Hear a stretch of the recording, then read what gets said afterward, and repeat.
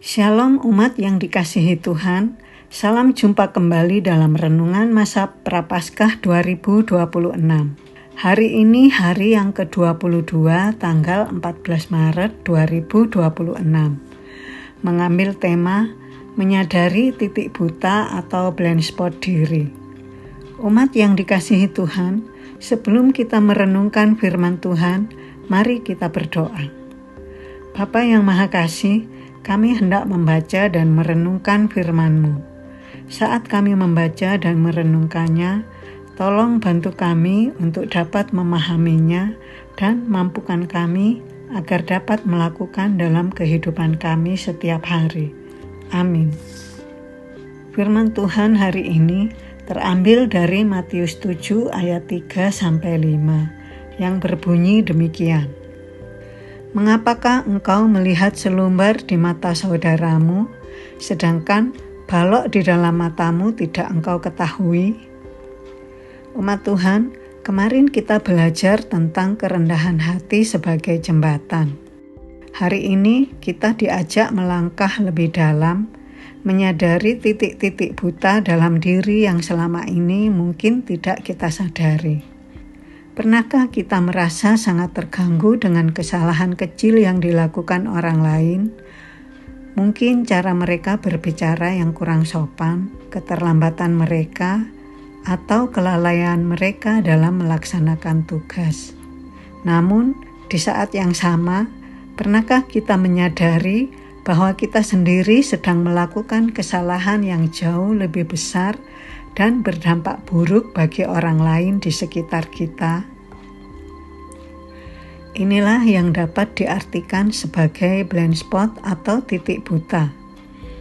Sama seperti seorang pengemudi yang tidak bisa melihat kendaraan di sudut tertentu, kita seringkali memiliki area dalam karakter kita yang penuh cacat, namun luput dari penglihatan kita sendiri. Kita sangat tajam mengoreksi orang lain, tetapi tumpul saat memeriksa diri sendiri. Bacaan kita hari ini dari Matius 7 ayat 3-5 adalah teguran keras dari Tuhan Yesus mengenai kemunafikan ini. Yesus menggunakan hiperbola yang kontras, selumbar atau serpihan kayu kecil dan balok atau kayu besar penyangga atap. Dia ingin menunjukkan betapa konyolnya ketika kita mencoba menghakimi kesalahan kecil sesama, sementara hidup kita sendiri sedang tertimbun oleh dosa atau karakter buruk yang belum dibereskan.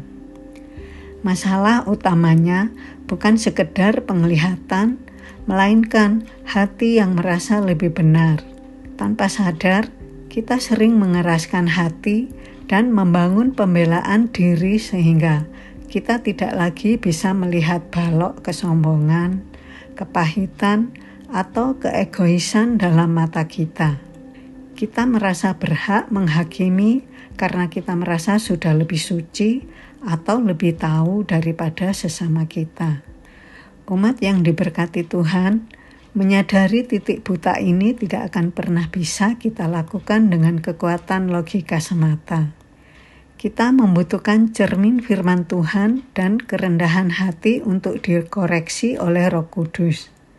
Sebagaimana Daud yang membutuhkan teguran Nathan untuk melihat dosanya, kita pun membutuhkan keberanian untuk berkata, "Tuhan, tunjukkanlah balok apa yang ada di mataku hari ini."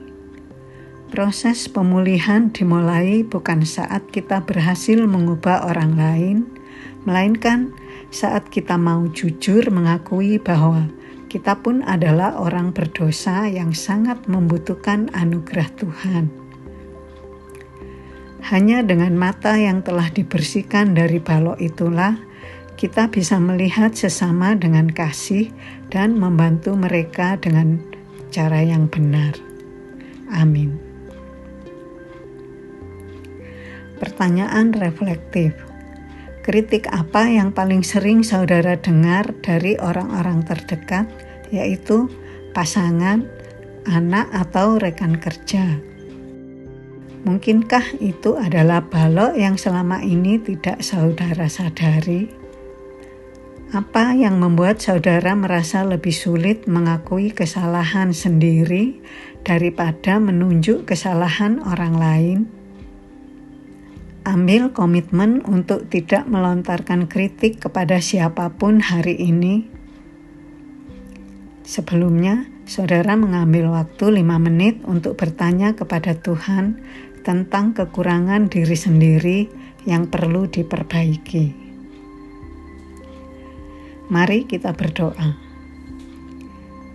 Ya Tuhan Yesus, Sang Sumber keselamatan kami, mampukan kami dalam menjalani kehidupan ini dalam kesediaan untuk mawas diri agar tak mudah jatuh dalam dosa. Biarlah kami senantiasa mampu memeriksa diri kami terlebih dahulu sebelum menilai orang lain. Dalam nama Allah Bapa, Anak dan Roh Kudus, kami berdoa. Amin. Kiranya Tuhan menyertai kita sepanjang hari ini. Sampai berjumpa kembali esok. Tuhan memberkati kita. Amin.